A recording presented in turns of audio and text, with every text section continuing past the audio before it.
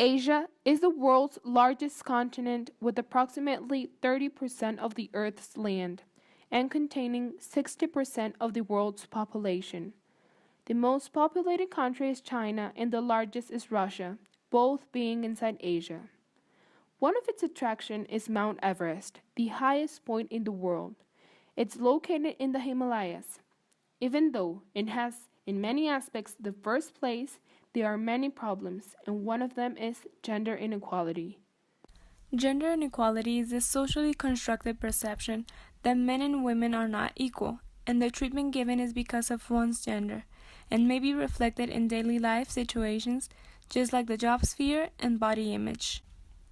The landmark declaration adopted by the General Assembly reaffirms that all human beings are born free and equal in dignity and rights, and that everyone is entitled to all the rights and freedoms set forth in this declaration, without distinction of any kind, such as race, color, sex, language, religion, birth, or other status. There has been a very evident subject, the gender equality in Asia. Women's rights are simply not respected. Women every day experience physical violence from their partners. Education for young girls encourages them to aspire to marriage, rather than their studies.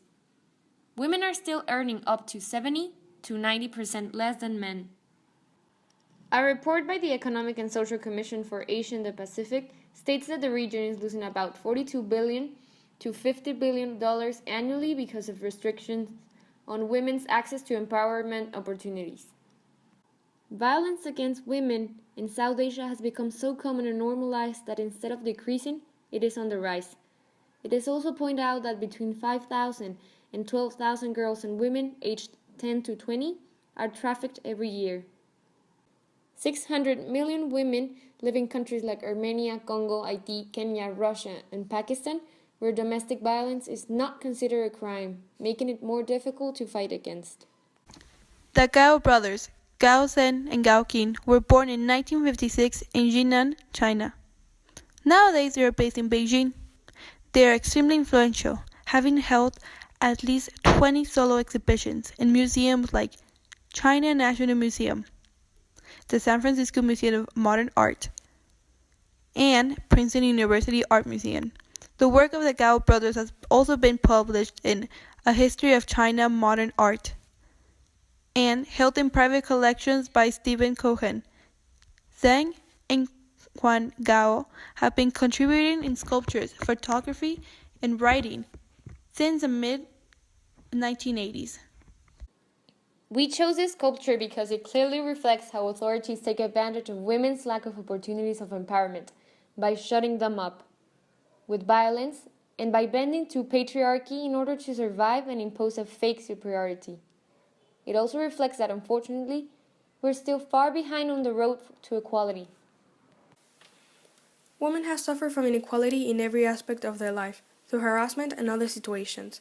Luckily, there are some organizations like the All China Women's Federation, migrant women's groups, groups of survivors of domestic violence, the online feminist communities, and the Communist Party of China. The official and non-governmental organizations encourage actions such as enforcing laws against gender discrimination in hiring and compensation, introducing and enforcing a law against sexual harassment in the workplace, introducing a law to punish perpetrators of domestic violence, and reversing the 2011 Supreme Court amendment to the marriage law, which dealt a severe blow to the property rights of a married woman. All of these have contributed to lessen the inequality, even though it's still a big problem in China. In conclusion, Asia is a continent with very severe issue of gender inequality. Art is helpful in this situation because it's a way in which people can represent the issue and to protest against it.